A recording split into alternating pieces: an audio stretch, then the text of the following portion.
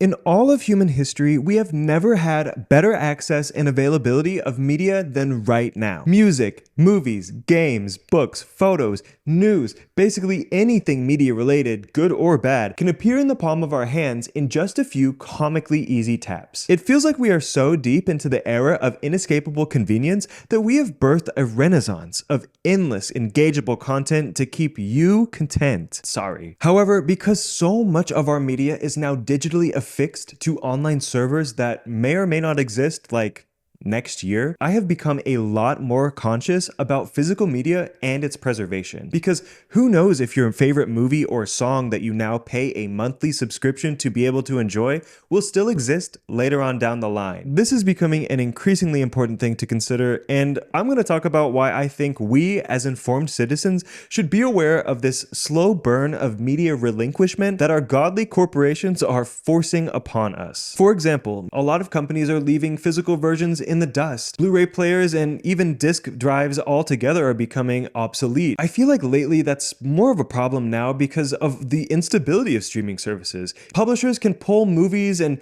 switch around services that they're streamed on, making you have to endlessly subscribe to newer and newer services. Being able to buy a movie on disc and watch it anytime you want is almost something that people are laughing at now. Why would you own a DVD when you can just push a button and start a movie immediately on any device you own? Music artists these days have been caught re-editing and republishing already published songs to streaming services under the radar, like how Beyonce did with a couple of songs off of her Renaissance album. Or they just flat out remove songs altogether, like Do What You Want from Art Pop because R. Kelly. TV streaming services can edit shows and movies, modifying the dialogue, AI deep-faking faces, completely removing scenes that might be deemed controversial, omitting specific episodes completely from the show catalog. And while this has been happening basically since the beginning of published media, think like R-rated movies edited and being censored for TV reruns and radio edited songs, it's sort of getting to a tipping point where physical versions of media might be the last true way of being able to consume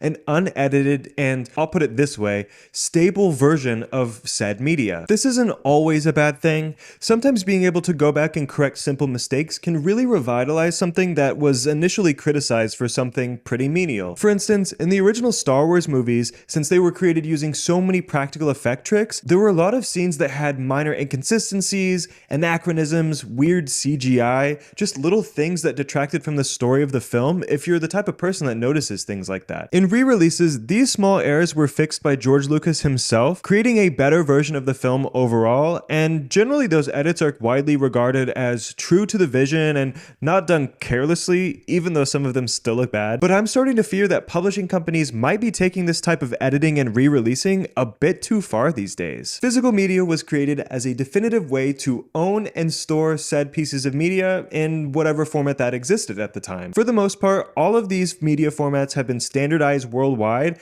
and have pretty much stuck around for decades now. DVDs, now almost 30 years old, and Blu-rays, now almost 2 decades old, are still the best formats for TV shows and movie media. Yes, it's inconvenient to have to store the discs and get them out and put them in the player and press play and whatever, but if you own it, then you own it, and you can play it anytime you want after you buy it one time. Whoa there, buddy. What about Blu-ray encryption keys? Don't companies have to make sure that their players stay up to date so they're allowed to play the most recently released movies on the format? Yes, actually. AACS, Advanced Access Content System, is a copyright protection technology that is used on all Blu-ray movies. The copyrighted content is protected by an encryption key on both the disc itself and the player. These encryption keys will inevitably and conveniently expire on these media players after 12 to 18 months and must be renewed in order to play the media from the newer discs. And there lies a slight problem, actually.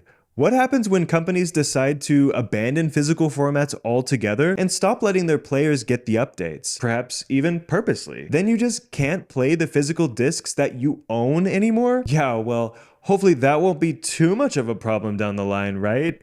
At least some major tech companies are still on top of this issue for now. Sony, major media and tech empire, made sure that even their PlayStation 3 can still play most recently released Blu-rays with the patch they sent out to consoles this year in 2025. That was actually pretty shocking to a lot of people in the gaming and tech communities, since this is literally a 2-decade-old console that for the most part has already been overshadowed by 2 new generations of consoles. But those cheapo Blu-ray players that you find at the bottom shelves of like Walmart, Target, even thrift stores, well, who knows if those will keep receiving the necessary firmware updates down the line to remain usable. Don't you just love copyright protection? Speaking of video game consoles, well, that industry has been trying to abandon physical versions of games for almost a decade now. I mean, the PlayStation 5 released a Pro version not too long ago, but it's completely missing a disc drive. But you do get the fun option of being able to buy that capability back for a fun $80 if you value being able to hold your games in your hand and not having to download them from the servers. I mean, at least they give you the option to be able to upgrade and even repair your system in that case. But I mean, come on. Our standards have really hit rock bottom if we're okay with this. The new Xbox systems have been the same way with discless consoles being promoted, but I mean, those are just Fortnite machines at this point. Steam, once a little indie game development platform turned into multi-billion-dollar software distribution marketplace for PC gamers, proves that the majority of people are totally fine with not having to go line up at Best Buy to be able to buy and play their favorite fantasy RPG game anymore. But even Nintendo, the company known for revolutionizing the industry over and over again with its commitment to game preservation in the form of cartridges and then discs and then other discs and then cartridges again, is even starting to show signs of moving away from this stable format of physical editions with their new Switch 2 game key cards. And this is something that the other major console publishers have already been sneakily doing, so Nintendo is honestly just taking their idea to the next level here. Instead of having the game installed onto the flash memory, these contain a tiny chip on it which purposes only to authenticate your console to be able to download the game onto the system and play it as long as you have the physical card. This little chip links the cartridge to your Nintendo account and basically lets you play this downloaded version of the game on your console only when you stick it into the Switch 2. But what happens when you lose this little card? You already paid for the game and downloaded all of the data, and now you just simply can't play it because you're missing a tiny piece of worthless plastic? Why not just buy the game digitally in that case? What's the point of it even being physical? This new format has already confused loyal Nintendo fans, and just the fact that Nintendo created it as an option leaves the door open for game publishers to perpetuate this new problem. But early sales figures have shown that players are not having it. These new game key cards are having a hard time selling so far, and if this trend continues, it might show game publishers that cheaping out with these is not worth the cost savings if it means lower sales overall. There's already a precedent being set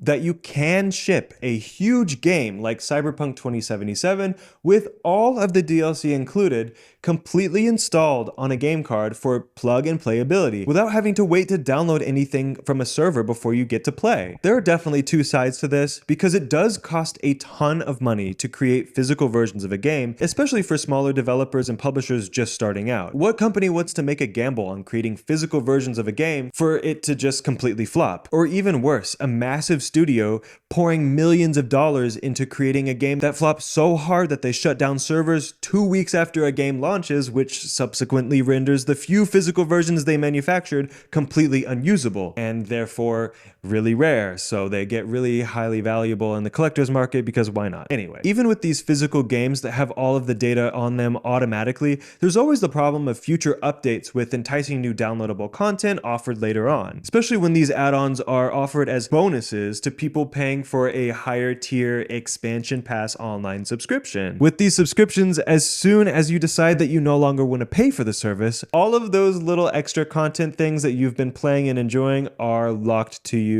all over again. Over the years, there have already been so many insanely popular games that have reached impossible levels of success without even needing physical versions. Minecraft began as a download-only game from the get-go back in the early 2010s. Even back in the age where lots of games still came fully on discs. And that game survived more than a decade and is constantly getting updates that modify the way the game is played. So whenever you look back on physical versions of Minecraft that are stuck on older versions of the game that were released at the time, it can feel pretty different than how it is now. These constantly updated games opened the door for the expectation that players might be willing to perpetually pay for new seasons and versions of the game that are released. They promise new maps, upgrades, abilities that are completely irresistible to pass up, which makes games perpetually fun to play. But again, you never fully own a game that requires you to keep a subscription to be able to play it. To me, it's just becoming annoying, and I don't want to be part of that anymore. So I don't even know if I've discussed everything that I could have talked about on this topic, just because I feel like I've been rambling for a little bit. But all of this to say, we live in a time where physical versions of media are losing prominence in the world, while concurrently their importance is only becoming more vital to preservation. Thank you all so much for watching this video. As always, I have so much fun making stuff like this and yapping about things that I think are important, and it really does mean a lot whenever I get feedback and fun comments from all of you saying that you think the same way. And of course, thank you for the love on this format too. I'm definitely going to keep this Guitar Hero mic style of video going for at least my discussion focused videos from now on. Anyway, thanks for watching, and hopefully you enjoyed, and bye!